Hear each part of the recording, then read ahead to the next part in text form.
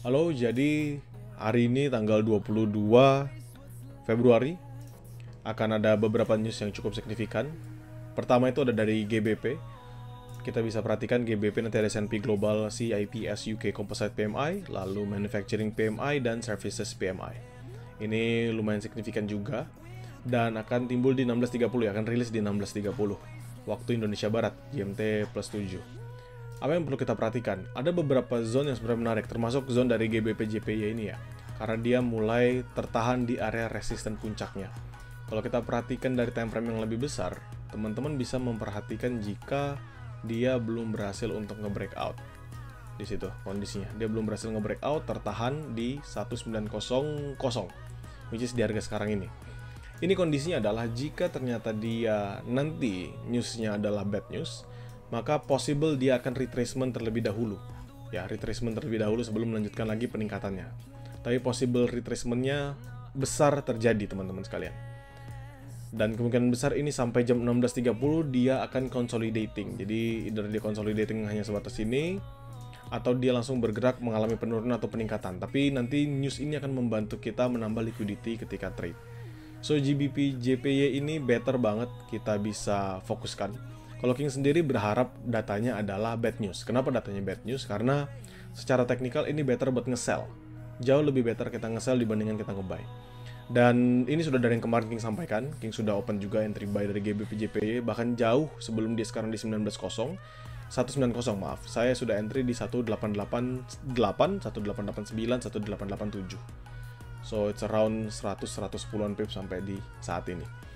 Nah, jadi teman-teman sekalian, kalau misalnya mau fokus trade di GBP JPY, perhatikan nanti news jam 16.30. Lalu juga pastikan, dan harapan kita terbaik adalah semoga dia bad news. Karena ketika bad news kita tinggal entry sell aja. Ini lumayan kita dapat zone untuk entry sell-nya dengan proyeksi yang cukup signifikan. Jadi kita bisa entry sampai di zone terakhirnya dia, which is itu di area 190.2.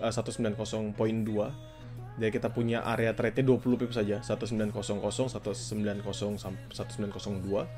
Stop loss-nya berarti 1905. Kita taruh 1905. Oke, 30 pips dari zone terakhir. Lalu take profit-nya adalah 1/2. Which is it's totally the same ya. Kita berharap dia drop-nya masih nggak gitu signifikan juga. Kita berharap dia drop-nya masih di atas trend line-nya dia. Jadi menurutnya ini better banget untuk diperhatikan. Tapi misalnya nggak, bagaimana? Semisal dia ternyata good news. Bagaimana kalau ternyata dia good news? So, zone yang tadi ini bisa kita jadikan area entry ya. Zone yang tadi ini juga kita bisa jadikan area entry. Lebih bagus lagi kalau dapat lebih bawah.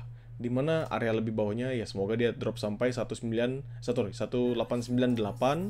di sini, atau misal dia drop lagi ke 1897. Nah, ini tinggal ditunggu aja apakah ada momentumnya. Kapan kita tahu momentumnya? Ya teman-teman bisa entry kondisi sekarang, bisa entry sell, dan semoga nanti liquidity-nya juga nambah. So, apakah bisa sell dari sekarang? Pertanyaannya, jawabannya bisa. Teman-teman sebenarnya bisa sell dari sekarang. Dan kondisi sekarang masih high risk ya. Jadi high risk scalping nggak masalah, teman-teman bisa turunkan risikonya dari 190 jadi 1904 misalnya. Jadi maksimal zone teman-teman adalah 20 pips dengan loss maksimalnya juga di 20 pips. Take profitnya 1/2. Jadi teman-teman bisa TP di kisaran 1898. Ya, 1898, 1897. Menurut King ini GBP JPY better sih, bagus juga kalau misalnya teman-teman mau nge-trade. Begitu. Oke, semoga membantu ya. Dan ini juga berlaku untuk pair yang ada GBP lainnya.